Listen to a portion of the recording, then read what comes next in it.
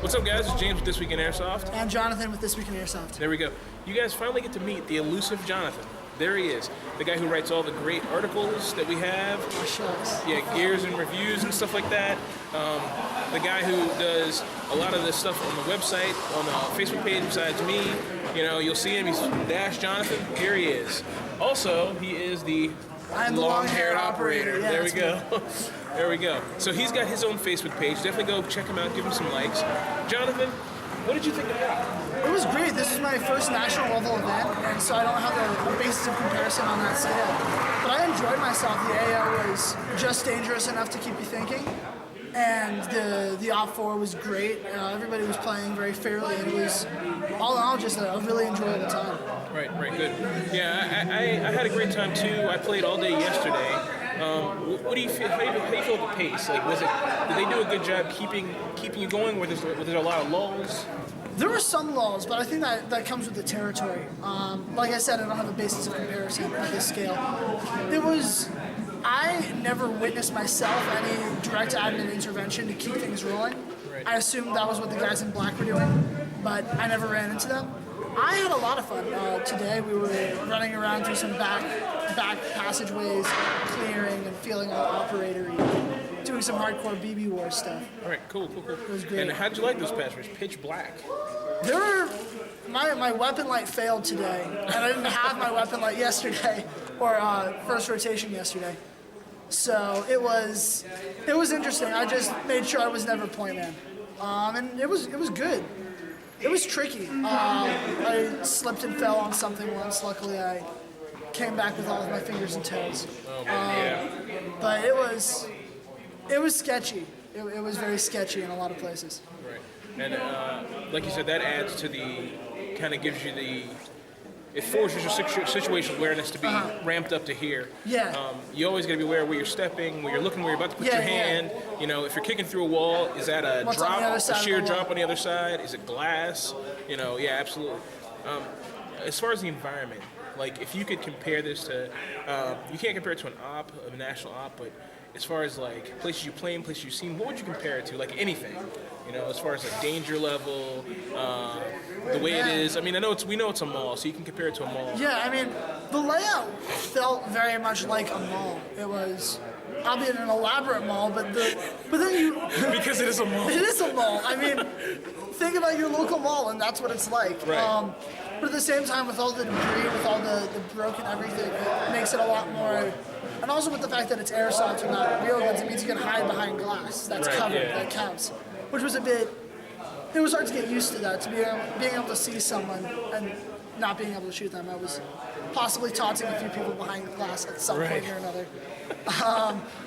But all the back passageways made it feel like a lot like those the buildings that they use for training military that are just like kill houses.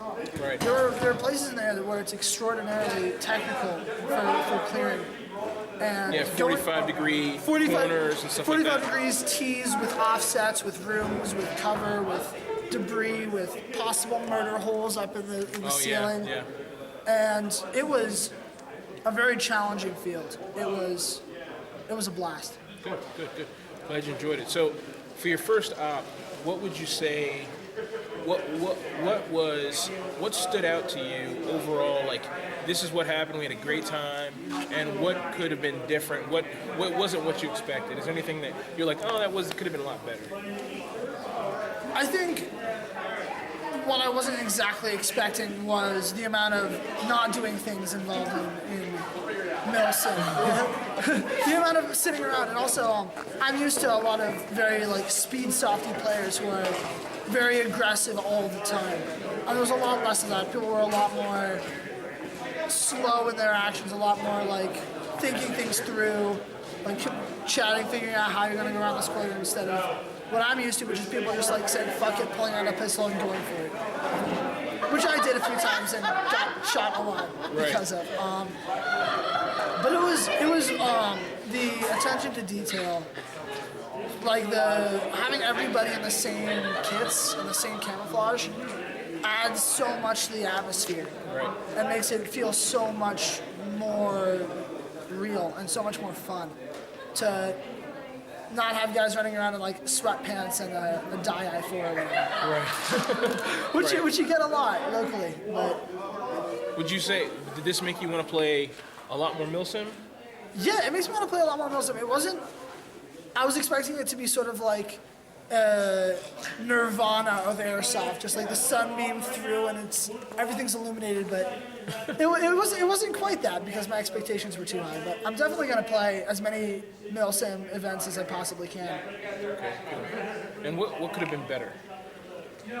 I think there was a lot of confusion with IFF, with teams. Tons of that. There were a lot of places where we had no idea if we were shooting at friendlies, if they were shooting at us. Because we had to guess based on where they were and how close they were to our spawn a lot of the time. Right. A lot of blue on blue. A lot of blue on blue. Yeah. But it was mostly, besides that, it wasn't too bad. It was the blue on blue that mainly detracted from the event. And then a little bit of confusion with the respawn rules. But besides that, it was very well run, very well orchestrated. Were the respawn rules too complicated, do you think? Not so much too complicated as in like everybody was expected to know them and not everybody did. Right.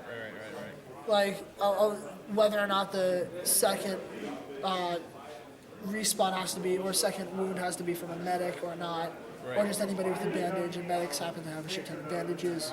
Right, yeah, I just had I got told the exact rules from Greg Brothers, and I was wrong when I quoted the rules. Yeah. So yeah, it's that's the case. It's I don't think the rules were too complicated either. No. I think there's something about the airsofter mindset that when you come to a milsim game, and some people draw a distinction between airsofters and milsim. Basically, a milsim player to me is an airsoft player with all matching camo, as far as I'm concerned. Yeah. You know what I mean? So I think something happens when guys get here. They stop listening.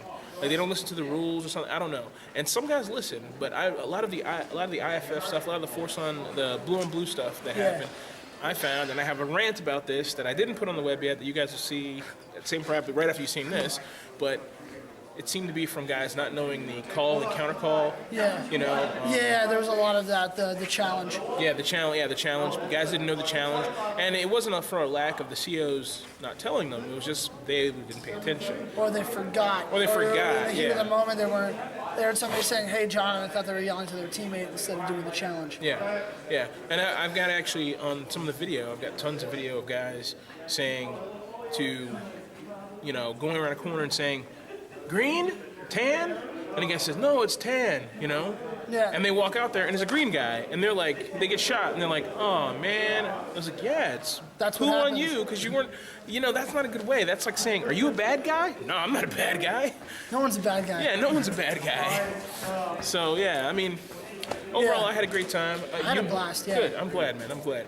So you guys will be seeing more of Jonathan throughout, next season and stuff like that. And he's in school, learning to be a great engineer. Hopefully. Yeah. We'll so, see. Yeah. So we're going to support you in that endeavor, not with any money, but just with you can come on the show and waste your time there all you want. That's all the support I can give. Yeah. But I'm glad to have you on, man. You've been a great asset, and you'll see more of him. I'm sure he's going to write more stuff for us. Yeah, absolutely. So keep an eye out, guys. I can write up some closing thoughts about this event. Yeah, there you go.